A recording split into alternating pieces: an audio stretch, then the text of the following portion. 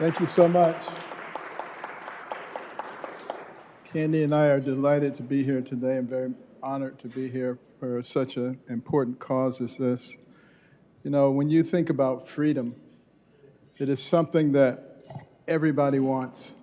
It doesn't matter where they come from, doesn't matter what party they belong to or which part of the world they're in.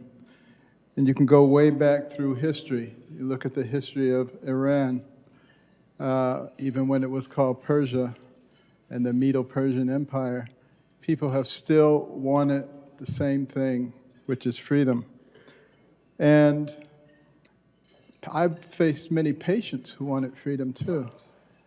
You think way back to the first set of Siamese twins, Chang and Ing Bunker from North Carolina, actually originally from Thailand. That's why they're called Siamese twins. Thailand used to be called Siam, so they were Siamese twins. And they lived a pretty normal life, but they always wanted to be free. But no one could come up with any ideal for how that could be done. They even got married to 2 different women. And between them, they had 21 children. So they were pretty creative fellows too, but they couldn't figure out how to gain that freedom. And my attachment to Iran goes back to the Bijani twins. Some people may remember them, young ladies. They were joined at the head and went back and forth over many years whether they should be separated.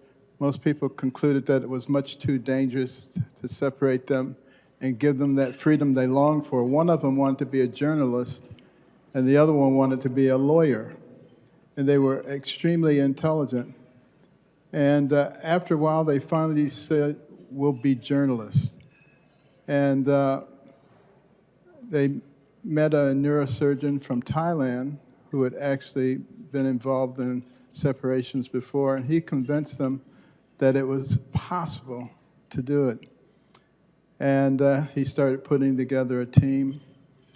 And they asked me if I would join the endeavor, since I was probably the person who had the most experience separating conjoined twins, including the first craniopagus joined at the head that turned out completely normal.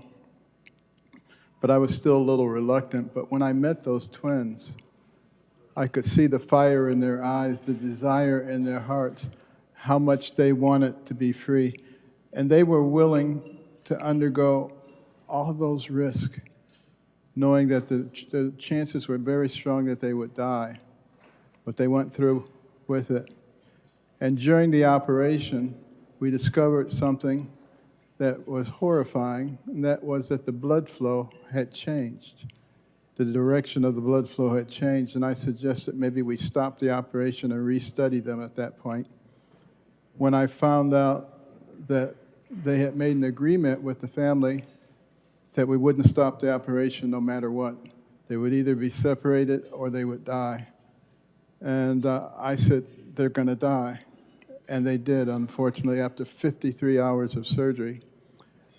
But can you imagine the desire for freedom that motivated these very intelligent young women to go through that kind of risk?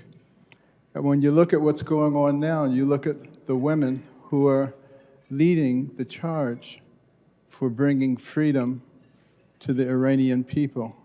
I think it's very admirable, from even the young teenage girls who refuse to wear the headgear, the hijab, because even though they know it may bring them some punishment, they do it anyway. That's a pretty amazing thing. And I think about, there's Senator Booker. If you have just a short period of time, I don't mind giving up the podium for you, Senator. Senator, if you want, you can speak, and I'll continue after you get done, because I know you have a short time period.